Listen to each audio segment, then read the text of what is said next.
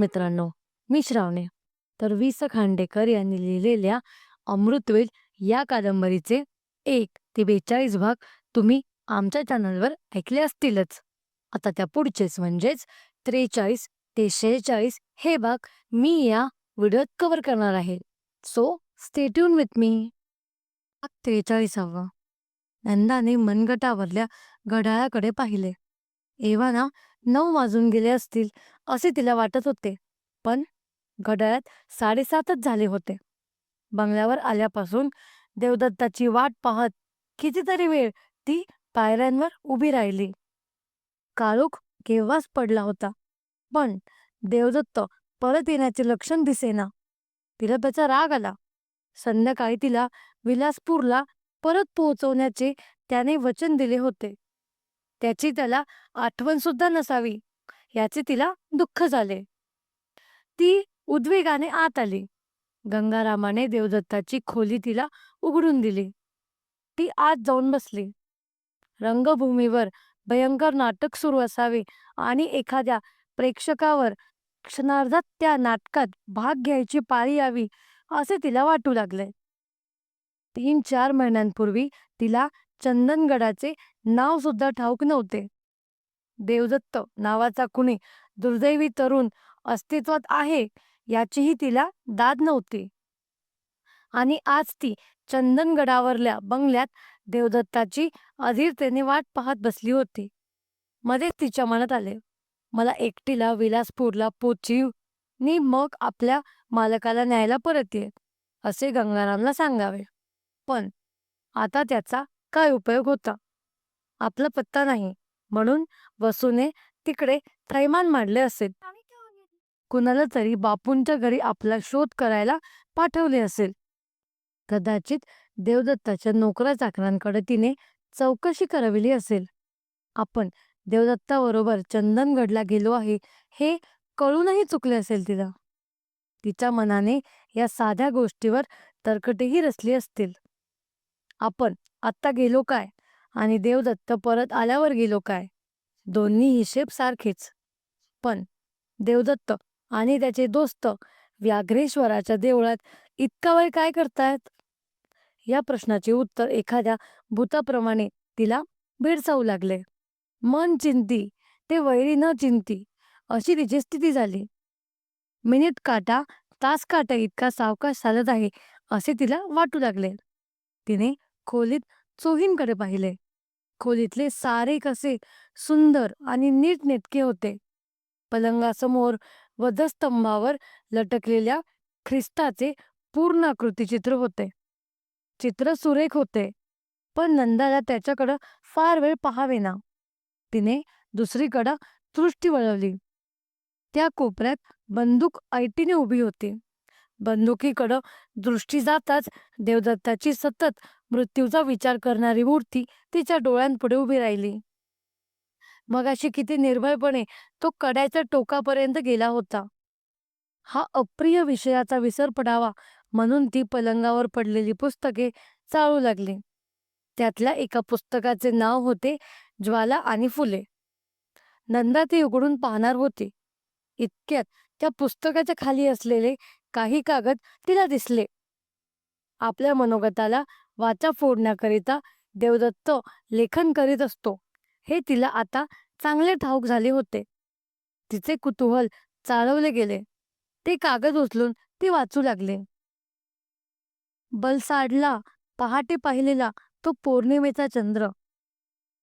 सारी आंबराई चांदण्यांची गर्भरेशमी शाल पांघरून झोपली होती. निरागस तान्ह्या मुलासारखी, निरीच्छ साधूसारखी. जग पहिल्यांदा निर्माण झाले तेव्हा ते असेच होते का? शांत, सुंदर, निष्पाप. मग त्या शांतीचा भंग कुणी केला? जगाला कुरूप कुणी बनवलं? त्याला पापाच्या गर्तेत कुणी ढकललं? मनुष्याने. पण या मनुष्यानेच महाभारतासारखे ग्रंथ लिहिले आहेत. वेरूळच्या लेण्यांसारखी अद्भुत रम्य स्वप्ने साकार केली आहेत. कैलास लेण्यांच्या ललाटावर रेखलेली ती शुक्ल पक्षातली चंद्रकोर जणू भगवान शंकरच त्या लेण्यांच्या रूपाने समाधी लावून बसले होते. जोपर्यंत वाचायला महाभारत आणि पाहायला कैलास लेणी आहे, तोपर्यंत या जगात जगण्यासारखे काहीतरी खचित आहे. ताजमहलासमोर मी उभा होतो. पुष्कळ वाचले होते त्याच्याविषयी, पण कैलास लेण्यासारखे काही अद्भुत जाणवले नाही. मनाचे पाखरू पिंजऱ्यातून उडून झाडावर बसले, पण निळ्या आकाशात ते उडेना. निराळ्याच कल्पनांचे तांडव मनात सुरू झाले. मुमताजवर शहाजहानचे अतिशय प्रेम होते, म्हणून त्याने तिची ही अमर कबर बांधली. पण शहाजहानला आणखीही पुष्कळ बेगमा होत्या. त्यांपैकी दुसऱ्या कुणावरही त्याचे प्रेम नव्हते. मग आपल्या जनानखान्याच्या गोट्यात त्याने त्या मुक्तागायी बांधून ठेवल्या तरी कशाला? खरंच प्रेम म्हणजे काय? यौवन आणि सौंदर्य यांच्या संगमावर जाणवणारा क्षणभंगुर दिव्यभास, की ज्याच्या पाकळ्यांना संध्येचे रंग आहेत आणि ज्यांच्या अंतरंगात कस्तुरीचा वास आहे, असे अमर फूल. छे, या प्रश्नांचे उत्तर शहाजहानशी बातचीत केल्याशिवाय आपल्याला मिळणार नाही. पण ते कसं शक्य आहे? माणसाला भूतकाळात जाता येत असते तर मार्को पोलोपेक्षाही अधिक धाडसी प्रवासी झालो असतो मी. जीवनाला अर्थ कळवा म्हणून मी बुद्धाला, ख्रिस्ताला, व्यासाला, चार्वाकाला, शेक्सपियरला, तुकारामाला आणि अशा अनेकांना भेटलो असतो. प्रश्नामागून प्रश्न विचारून त्यांना सतावून सोडले असते. हरिद्वारला गंगेच्या विशाल पात्रात कितीतरी वेळ पाय सोडून बसलो होतो. असे विशाल हृदय निसर्गाने मानवाला का दिले नाही? गंगामाईकडे पाहताना साऱ्या सृष्टीतली करुणा, पाप, ताप, व्याप नाहीशी करणारी करुणा मूर्तिमंत पुढून वाहत आहे असा भास झाला मला. हेमिंग्वेने उगीच बंदुकीने आत्मघात करून घेतला. त्याने गंगामाई पाहिली नव्हती. या जगाचा निरोप घेताना एवढा गदारोळ कशाला करायला हवा? आईच्या मांडीवर बाळ झोपी जाते ना, तशी मृत्यूच्या मांडीवर मस्तक ठेवून ज्याला चिरनिद्रा घ्यायची असेल त्याने गंगामाईकडे यावे. मलाही तो मोह झाला. मी काही पायऱ्या उतरलो, पण मी मित्र आहे का? शिकार करताना ज्यानं मला पाहिलंय असा माझा शत्रूसुद्धा ही शंका घेणार नाही. मग मी का परतलो? मला मोह आहे. कशाचा? या 3.5 हात देहाचा. उपभोगाने बेचव झालेल्या त्याच त्याच क्षुद्र क्षणिक शरीरसुखांचा. छे, मला तहान लागलीये निराळ्याच गोष्टीची, निरपेक्ष प्रेमाची. पण असे प्रेम जगात आहे का? का ते शुद्ध मृगजळ आहे? लक्ष्मण झुल्याच्या अलीकडली महारोगी भिकाऱ्यांची ती रांग, ती डोळ्यांपुढं उभी राहिली, ती अजून अंगावर काटा उभा राहतो. या महारोग्यांच्या थाळ्यात मी पैसे टाकले, पण त्यांच्याकडं निरखून पाहण्याचा धीर मला झाला नाही. असली भाकड करुणा काय कामाची? त्यातला एखादा मला मिठी मारायला धावला असता तर मी दूर पळालो असतो. त्याच्यावर खेसळलो असतो. त्याला शिव्याशाप मोजले असते. त्या महारोग्यांसमोरून मी जुल्याकडे गेलो, एखाद्या गुन्हेगारासारखा. पण काळजाच्या आतून कुणीतरी सारखे आक्रोश करीत होते. But for the grace of God there go I. Devdatta, देवाच्या दयेनं तू जहागीरदाराचा मुलगा झालास. निरोगी शरीर तुला मिळालं. नाहीतर तू इथंच या रांगेतच हात पसरून जाणाऱ्या येणाऱ्याकडं भीक मागत बसला असतास. या जगात किती महारोगी आहेत, किती दीनदलित आहेत, किती दुःखी माणसं आहेत. त्यांचं माझं काहीच नातं नाही का? त्यांच्यासाठी मी काय केलं आहे? काहीतरी करावंसं वाटतं, पण 10व्या वर्षी आईनं दिलेला तो दारूचा प्याला, बाबासाहेबांच्या मृत्यूनंतर 20 वर्षांनी बापूंनी दिलेलं त्यांचं ते भयंकर पत्र, हे सारं सारं माझ्या मेंदूच्या चिंधड्या करीत आहे. माझं काळीज गोठवून टाकीत आहे. ही भूतकाळातली भूतं माझ्या मानगुटीवर बसली आहेत. त्यांना गाडून टाकणारा मांत्रिक. लक्ष्मण झुल्यापाशी पोचलो. नंदाची एकदम आठवण झाली. एकदाच भेटली ती, पण एकदाच चमकून गेलेल्या विजेला आषाढातल्या अमावस्येचा अंधार काही केला विसरू शकत नाही. मी परत जाईन तेव्हा विलासपुरात ती असेल का? वसू माझ्या आयुष्यात येण्यापूर्वी नंदा का आली नाही? कुणाला विचारू हा प्रश्न? कोण देईल याचं उत्तर? चंद्र, कबर, गंगा आणि महारोग यांचं नातं ज्याला सांगता येईल तोच या प्रश्नाचं उत्तर देईल. भाग 44. वसूच्या आधी नंदा माझ्या आयुष्यात का आली नाही? किती कठीण होता हा देवदत्ताचा प्रश्न. असल्या प्रश्नांची उत्तरे परमेश्वराला तरी कुठे ठाऊक असतात. देवदत्ताच्या पत्रातील शब्द तिला आठवले. माझ्यातल्या राक्षसाचं तुम्हाला भय वाटत असेल ना? छे, या जगात कुणी देव नाही आणि कुणी राक्षस नाही. प्रत्येकाच्या हृदयात देवदानवांचे युद्ध मात्र सुरू आहे. देवदत्ताला आत्महत्येची लहर येते. ती त्याच्यातला राक्षस प्रबळ होतो तेव्हा. तो लिहितो त्यावेळी त्याच्यातला देव प्रभावी झालेला असतो. आत्महत्येची लहर. देवदत्ताला एकट्यालाच कशाला हसायला हवे? शेखर गेल्यावर आपलेही मन असेच बेताल झाले होते.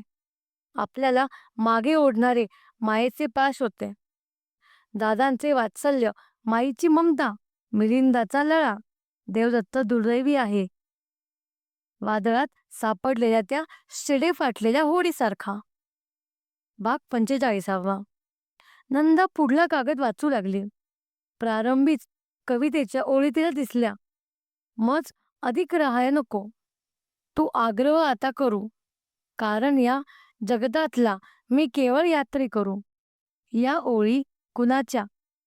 त्या देवदत्ताला इतक्या का आवडाव्यात? जीवाचे बरे वाईट करून घ्यायचे विचार त्याच्या मनात सारखे घोळत असतात म्हणून. मग तो विचार अंमलात आणण्याचा धीर त्याला का होत नाही?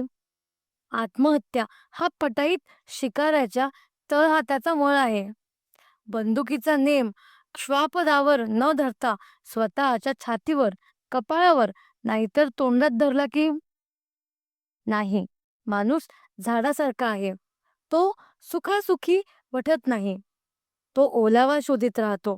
त्याचं खरं प्रेम असतं जीवनावर. मग ते जीवन कितीही विद्रूप, कितीही भयंकर असो. मरणानंतरच्या अंधारात कुठलीही चांदणी चमकत नाही, हे तो मनोमन जाणतो.